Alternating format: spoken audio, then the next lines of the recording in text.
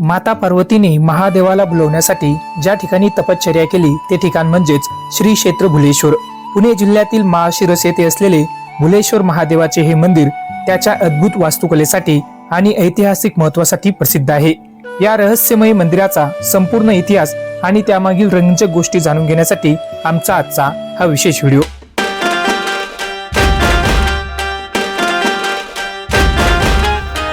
मित्रांनो नमस्कार, स्वागत आहे तुमचं पुन्हा एका नव्या व्हिडिओमध्ये। आणि आज आपण आलेलो आहोत पुणे जिल्ह्यामध्ये असलेलं एक अतिशय प्राचीन असं महादेवाचं मंदिर आहे, भुलेश्वर महादेवाचं मंदिर आहे।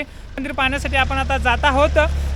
माळशिरस या गावाजवळ हे मंदिर आहे जे पुरंदर तालुक्यामध्ये येतं। तर अतिशय सुंदर असं मंदिर आणि खूप असं कलाकुसर त्याच्यावर केलेलं आपल्याला बघायला भेटतं। तर चला जाऊया आपलं हे आजचं जे ठिकाण आहे भुलेश्वर मंदिर बघण्यासाठी।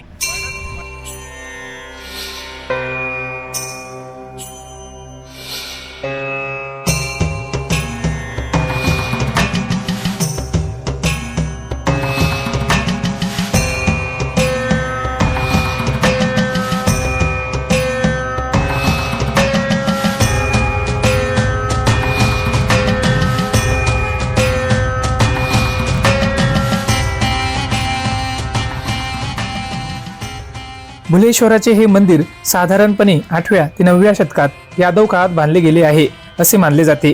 याची वास्तुकला हेमाडपंथी शैलीतील आहे। या मंदिराची रचना अर्धकुला मंडप, अंतराळ आणि गर्भगृह अशी आहे। या मंदिरासमोर नंदी मंडपही आहे। गर्भगृहाच्या बाह्य भिंतीवर 5 देवकोष्ठे तर अंतराळाच्या बाह्य भिंतीवर 2 देवकोष्ठे आहेत। अर्धकुला मंडपाच्या खालच्या थरावर सिंह आणि हत्ती तर वरच्या थरावर पुराण कथांमधील दृश्ये कोरलेली आहेत। मंदिराच्या आवाराभोवती असलेल्या भिंतीला 16 देवकुलिका आहेत। या मंदिरात मोठ्या प्रमाणात मानवी व देवतांची शिल्पे आहेत। देवळाभोवती असलेल्या ओवऱ्यांमध्ये अनेक देवतांच्या मूर्ती असून काही ओवऱ्या रिकाम्या आहेत। मुख्य सभामंडपाच्या भोवती असलेल्या अर्धभिंतीवर युद्ध प्रसंग, सिंह, हत्ती इत्यादी प्राणी व रामायण महाभारतातील प्रसंग कोरलेले आहेत। महाभारतातील प्रसंग भारतातील इतर मंदिरांपेक्षा येथे जास्त ठसठशीत व रेखीव आहेत। द्रौपदी स्वयंवर, शरपंजरी भीष्म, हत्तीला अवकाशात फेकणारा भीम ही कथाशिल्पे अधिक जिवंत वाटतात। मातृका देवी, गणपती, विष्णूंचे अवतार, योद्धे, पक्षी इत्यादी विविध प्रकारचे शिल्पांकन या मंदिरात आढळते। औरंगजेबाच्या आक्रमणादरम्यान या मंदिराचे नुकसान झाले होते, परंतु नंतर मराठा साम्राज्याच्या काळात, विशेषतः छत्रपती शिवाजी महाराजांच्या काळात आणि नंतर पेशवे काळात या मंदिराचा जीर्णोद्धार करण्यात आला। पौराणिक कथेनुसार माता पार्वती यांनी भगवान शिव यांना प्रसन्न करण्यासाठी येथे तपश्चर्या केली होती। त्यांनी आदिवासी वेशभूषा करून शंकराला मोहित करण्याचा प्रयत्न केला होता अशी मान्यता या ठिकाणाबद्दल आहे। शिवशंकराला भुलवण्यासाठी किंवा मोहित करण्यासाठी पार्वतीने येथे नृत्य व तपश्चर्या केली, म्हणून या मंदिराला भुलेश्वर हे नाव पडले असे मानले जाते। या मंदिराचे सर्वात मोठे वैशिष्ट्य म्हणजे येथे गणपतीची स्त्रीरूपी मूर्ती पाहायला मिळते, जिला गणेश्वरी किंवा विनायकी म्हटले जाते। संपूर्ण भारतात अशा मूर्ती खूप कमी ठिकाणी पाहायला मिळतात। येथील शिवपिंडीवर पेढ्याचा नैवेद्य ठेवला की तो आपोआप गायब होतो अशी भाविकांची श्रद्धा आहे। हे मंदिर एका टेकडीवर असून त्याला मंगलगड नावाच्या किल्ल्याचे स्वरूप प्राप्त झाले आहे। मंदिराचे बाह्य बांधकाम मशिदीसारखे दिसते, जे मुघल आक्रमणापासून मंदिराचे रक्षण करण्यासाठी करण्यात आले होते असे मानले जाते।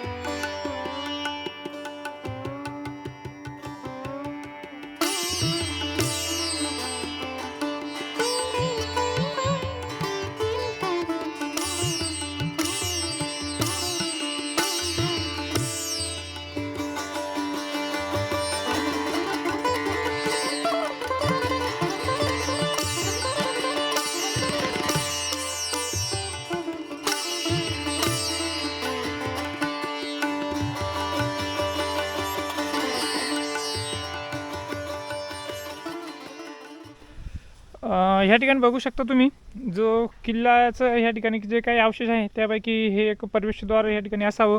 समोर त्या ठिकाणी आपल्याला एक बुरुज दिसतोय आणि ह्या बाजूला ह्या ठिकाणी सुद्धा एक प्रवेशद्वार आहे, ते सुस्थितीत आहे सध्या. आणि भरपूर ठिकाणी आपल्याला अवशेष दिसतात जे ह्या ठिकाणी समोर खाली काही टाके आहे कातळात कोरलेले आणि पलीकडच्या बाजूला सुद्धा एक बुरुज आपल्याला बघायला भेटतो.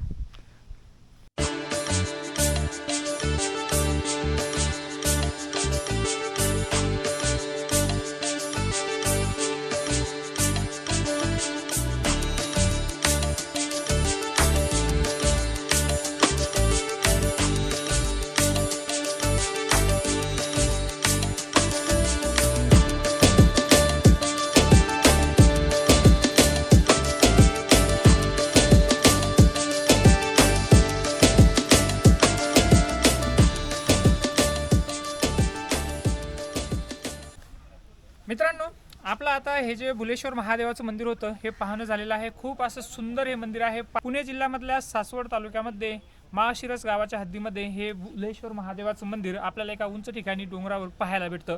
तर तुम्हाला हा व्हिडिओ कसा वाटला ते नक्की कमेंट करा आणि व्हिडिओ आवडल्यास लाईक शेअर आणि आपल्या चॅनलला सबस्क्राईब करायला विसरू नका. खूप असं सुंदर ठिकाण आहे. तुम्ही अनेक लोकांना आपले जे परिसरामधले जे व्हिडिओ बघणारे आपले सबस्क्रायबर आहे त्यांना हे ठिकाण माहिती नाही, तर हे भुलेश्वर महादेवाच्या मंदिराला एक वेळ तुम्ही सुद्धा नक्की भेट द्या. आणि हे एक उंच ठिकाणी असल्यामुळे याला एक किल्ल्याचं स्वरूपसुद्धा मला असं वाटतंय आहे, कारण 2-3 ठिकाणी आपल्याला बुरुज वगैरे सुद्धा या ठिकाणी बघायला भेटतात. तर चला भेटूया लवकरच आपल्या पुढच्या एका नव्या आणि सुंदर अशा व्हिडिओमध्ये. तोपर्यंत तुमचा सर्वांचा निरोप घेतो. धन्यवाद.